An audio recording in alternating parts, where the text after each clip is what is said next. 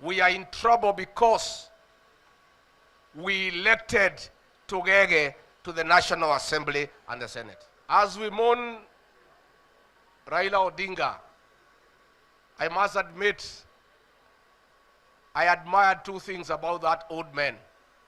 And I'm really very touched by his leadership.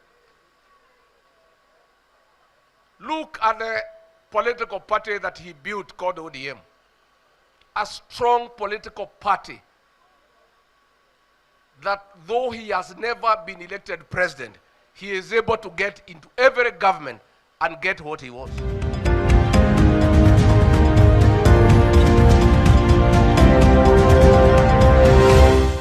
Ladies and gentlemen, recently saw Gashagua speaking about how Raila Odinga has been able to be powerful for the last 30 years.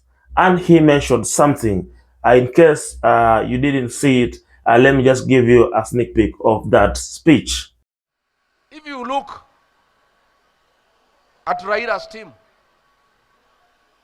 James Orengo, Otieno Kajwang, late, Omolo Atiende, Karoli Omondi, Peter Kaluma, Edwin Sifuna, Stewart Matiel, Catherine Muma, Mile Odhiambo, the bad girl, Beatrice Oyomo, Tom Ojieda, Okongo Mgeni, Mohamed Faki, Ochieng, and Babu Owino. Great minds. Great minds. Then nyinyi munanipatia Kawanjiko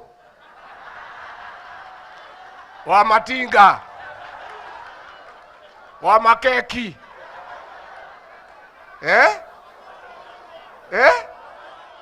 Ladies and gentlemen, having listened to that speech by Gachagua, what Gachagua is trying to say is that Raila Odinga has been able to remain powerful, has been able to be in whatever government that is formed and be a very powerful person, either in the government or outside the government, because of the top-notch lawyers that have always surrounded him. We all know lawyers like James Orengo, Otienda Amolo, Edwin Sifuna. They have always been with Raila Odinga, and I believe they have always guided Raila Odinga on certain moves to make. That's what Gachagua is trying to say. But one of the people that were mentioned in that speech was Kawanjiku, and Kawanjiku has come out to respond to Gachagua. So I want you to listen to this response by Kawanjiku. Then we move to what Gathoni Wamuchomba has reacted on the same speech by Gachagua. Uliniita na umenitumia message mingi na ziko hapa kwa simu. Ukiniambia wewe ulinifanyia campaign, sikatai. Na ulinilipisha deni ya kufanya campaign. Ukaniambia nilete buzi kwako, nikazileta. Ukaniambia nikupatie sijui milioni 5, nikakupatia. I have done that, but I'm not going to buy fear anymore. Sasa kama utaamka na mimi asubuhi na jioni, endelea. Wananchi wataamua jinsi ambavyo wanataka maisha yao iwe. Ama nyinyi mnasema aje? Mimi niko kwa serikali kwa sababu sijasurutishwa na yeyote. Ni mimi mwenyewe na kwa hali yangu na kwa watu wa Kiambaa. Ni watafutie miaka 5 ile walinipatia. Hiyo ingine, hiyo ni mambo ya Mungu. Ama ni aje? Now, ladies and gentlemen, the member of Kiambaa is accusing Gachagua of something like a blackmail. And he's fed up, or he's tired of those blackmails. But on the other hand, what is Gachagua trying to do? Gachagua is trying to set up the people of Kiambaa against their own MP. Gachagua is trying to penetrate in Kiambaa constituency and other Mount Kenya regions. He's trying to bring his DCP candidate in Kiambaa by telling the people of Kiambaa or Mount Kenya, you should elect the learned people. Those learned people, most of them are lawyers that I'm going to bring to you through my DCP party.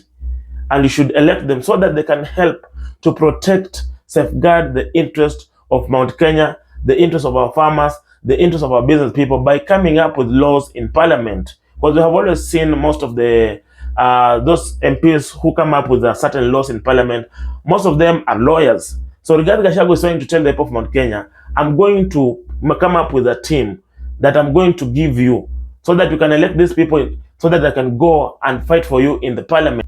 So that's what Gachagua is trying to do. So he's just trying to widen or just trying to penetrate his DCP party into the region of Mount Kenya by telling them, you see, Raila has been powerful. You see, Raila has been able to be in each and every government because he surrounded himself with the powerful, learned people, with powerful, the learned lawyers. So I want you also to give me so and so and so and so. I see these people, when they go to parliament, they are going to perform and they are going to safeguard our own interests. That's what Gachagua is trying to say. And today I've also seen Gathoni Wamuchomba reacting on the same. And this is what she has said to Gachagua. In the year 2022, Uhuru told us not to follow them. We told him maliza uende. He told us mta regret. We told him hatukuli barabara, maliza uende. See now, we have buried our sons, lost our income through mandatory deduction, closed businesses, lost T bonuses, houses demolished, among others. The same people we followed in 2022 are back on the car rooftops saying Anduaitu. Hii ndio chama yetu. They told us to elect Kawanjiku. Now they're telling us watoto wa single mothers ni takataka Tugeges. So, Gathoni Wamuchomba is just trying to tell Gachagua, nyinyi ndio mlituambia kuwa Ruto ni mzuri tumusikize. We ignored Uhuru Kenyatta who warned us. Now you are back telling us mko na chama yenu ambayo inasikiza ground. Tuachane na huyu Ruto.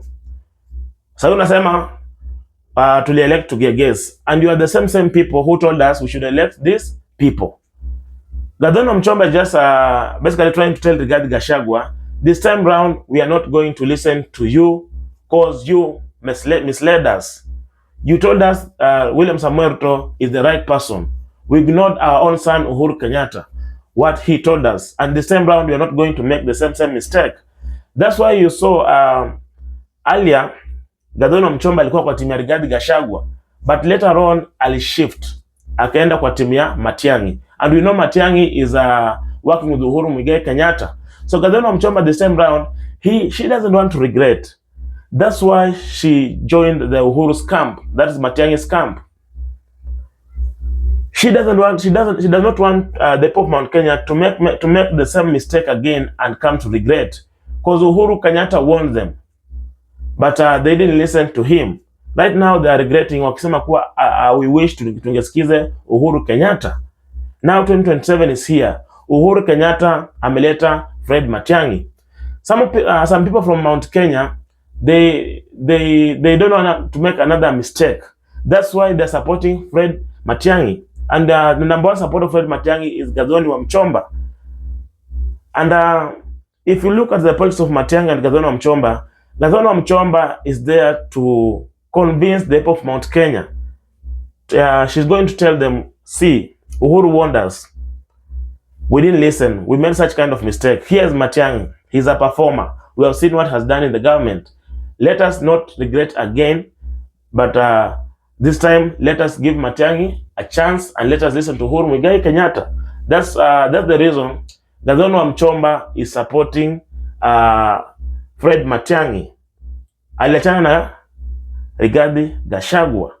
So I don't know how this is going to happen, because we know Fred Matiang'i is still in the electoral position, and Gathoni Wamuchomba is not in alignment with the arrangement ya Gachagua.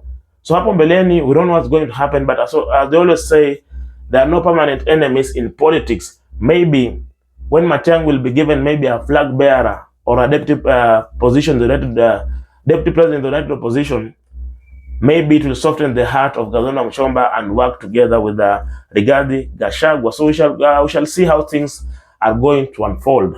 Thank you for watching News Time TV, and remember to subscribe so that you don't miss any of our updates.